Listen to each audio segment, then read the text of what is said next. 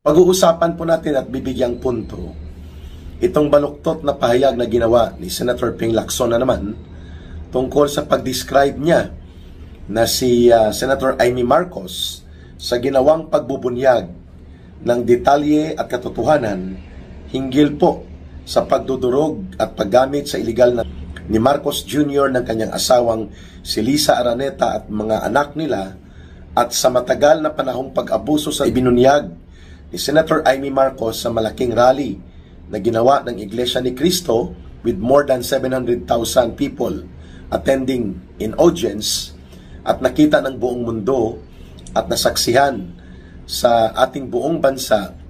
Tinawag ni Panfilo Lacson na un-Filipino ang ginawa ni Senator Amy Marcos. Wow! Talaga, ang pagsasabi ng katotohanan, even to the point na isasakripisyo mo ang dangal ng pamilya para ipagtanggol ang mamamayan at ang buong bayan at buong bansa. Un-Filipino? Mag-isip-isip ka nga, Panfilo Lacson. Sige nga, yan ang pag-uusapan natin. Ang isa pa, pupuntuhan din po natin itong isa pang baluktot at may halong arogansya at kahambugan na pinahayag ni DILG Secretary John B. Rimulya.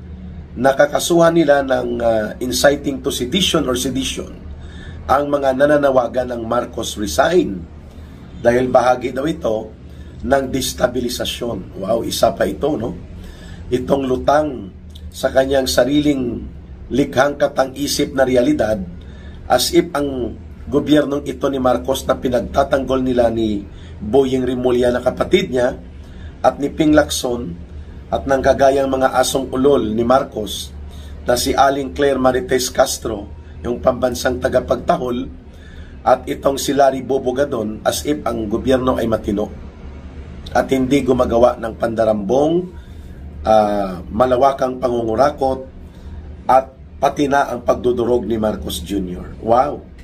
So ang manawagan pala para sa karapatan ng mamamayan sa mapayapang pamamaraan, tinatawag ng gobyerno ni Marcos kagaya ng baluktot na kaisipan ni John B. Rimulya na isang seditious act or inciting to sedition. Yan, bibigyan po natin ng pagpupunto. Unahin po natin itong kay Ping Lacson, no?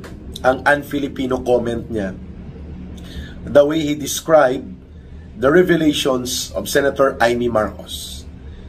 Ang un-Filipino po ay yung kumukontra ka sa interes ng mga Pilipino. Ginagawan mo ng masama at inaabuso mo ang karapatan at kabutihan para sa mamamayang Pilipino.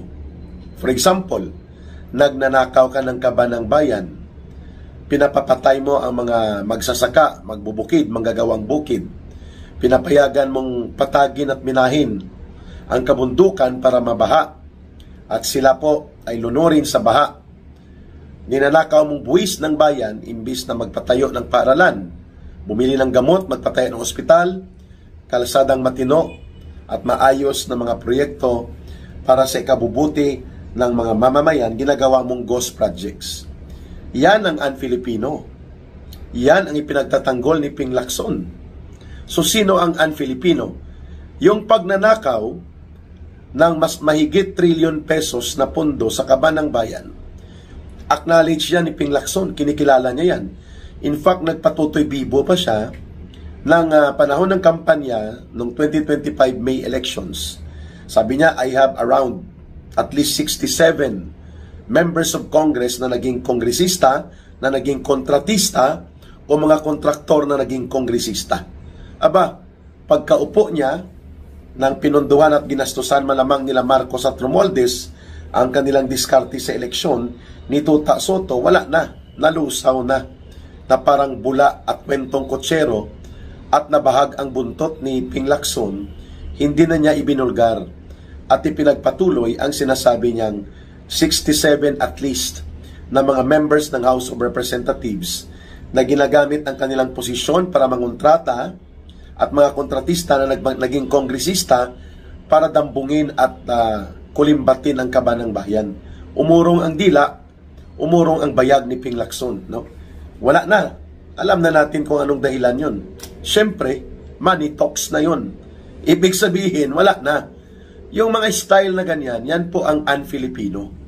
Yung nagnanakaw ka sa kaban ng bayan, dinudurubo mo ang buwis ng mamamayan, ginagawa mong ghost projects, exactly the way Marcos and Romualdez and their gang of criminal, corrupt, and plundering officials na pinoprotektahan ni Ping Lacson at ng mga kabalahibo niya like Tuta Soto sa Senado, yun po sila ang mga un-Filipino. But for Amy Marcos to sacrifice the integrity and the dignity and the name of their family by pointing out to her brother as severely abusing illegal drugs, using drugs as if it is a daily dose of medicine, thereby affecting the mental health and mental capacity of Marcos Jr. to act properly and correctly as president. Ang pagbubunyag na yan ay may kaakibat po na pagsasakripisyo sa bahagi ni Senator Amy Marcos. At yan po ay hindi madaling gawin. Yan po ay mabigat sa kanyang kalooban. And that is not un-Filipino. That is a sacrifice. Sapagkat nakikita po ni Senator Amy Marcos na siya lamang po ang makakagawa nito that will have credibility and that will not make any more questionable ideas or concept kung bakit niya ginawa yon. Wala na, sapagkat ang kanyang sinasabi ay nakabatay sa kanyang mahabang panahon na pakikipagsalamuha at pakikipamuhay kasama ang kanyang kapatid na si Bongbong Marcos Jr. long before they were into actual politics. Nung mga kabataan pa nila, problema na si Bongbong Marcos Jr. sa kanyang pagiging durugista. At nagtuloy-tuloy ito at malala pa nung kasama niya na ang asawa niya na si Lisa Araneta. Telling the truth in order to protect the interests of the nation, the security of the people, the public safety, as well as the national stability and security of the country, para mapigilan po ang pananatili. Kahit ito ay kapatid mo, that is not un-Filipino. That is very Filipino. At dapat ma-realize po yan ni Ping Lacson. Sa sobrang pagiging sipsip at malamang pagkasilaw sa pera, itong si Ping Lacson ay nagiging baluktot at makitid ang kanyang mga pag-iisip. Mantakin mo, sasabihin niya na pinagkaisahan si Marcos ng kanyang executive secretary, ng kanyang budget secretary, at ng mga ilang undersecretaries na bumuo ng parang sariling mini criminal syndicate para durubuhin at dambungin ang kaban ng bayan without the knowledge of the president. Who would believe that? A fairy tale. Kwentong Cinderella po yan. Kwentong Snow White and the Seven Dwarf.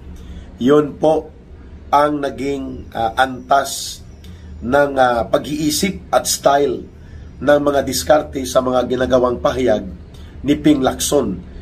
Kawawa po, no? Yung tao pala nagiging bobo at ginagawang bobo ang kanyang sarili, masunod lamang ang layaw at luho sa poder at pera. Kahit pa nabulok na ang iyong ipinagtatanggol, sasabihin mong ito ay magandang maganda. Ganyan po ang kwentong bulang kristal ni Ping Lacson. So ang un-Filipino po ay hindi si Senator Amy Marcos. Ang nagsasabi ng Marcos resign, ang nagsasabi po ng katotohanan sa karumaldumal at hinayupak na krimen ng mahigit 1 trilyon pesos na pagnanakaw sa flood control projects na pinangunahan ng mastermind na Marcos Jr. at Martin Romualdez, hindi po yan un-Filipino.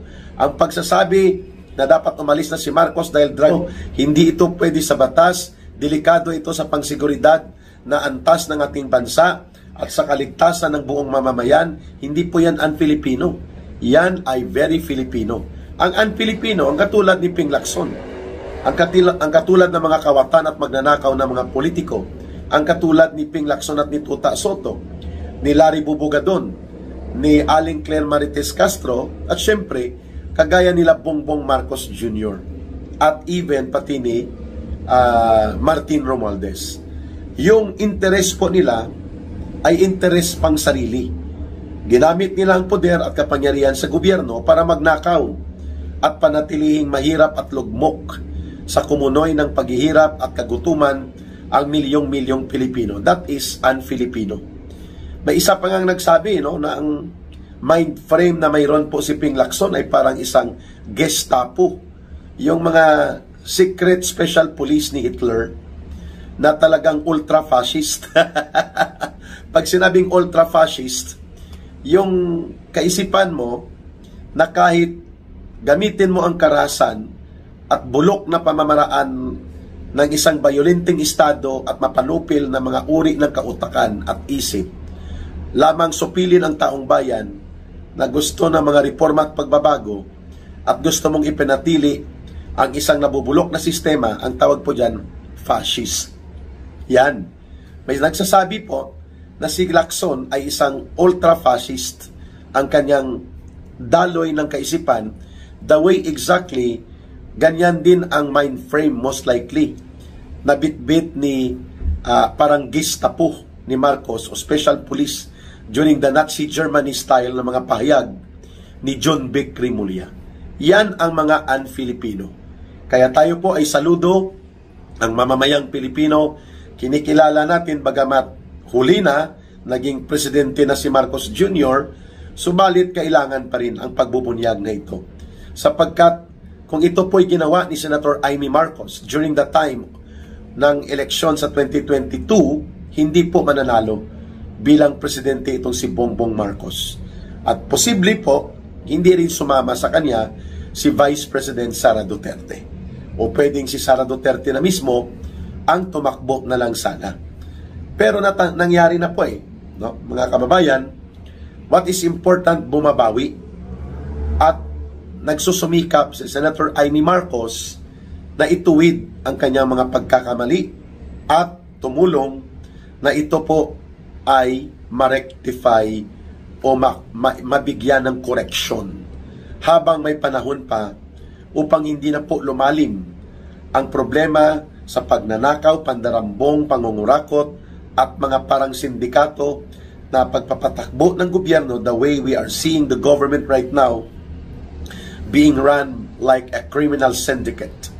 At yan pa ang pinagtatanggol ng mga kagaya ng totoong un-Filipino ang utak at takbo ng kanilang mga pananaw like Ping Lacson, Tuta Soto, mga trapo at sipsip na politikong tagapagtanggol ng mapanupil at magnanakaw na sistema ng panggobyerno ni Marcos at Romualdez.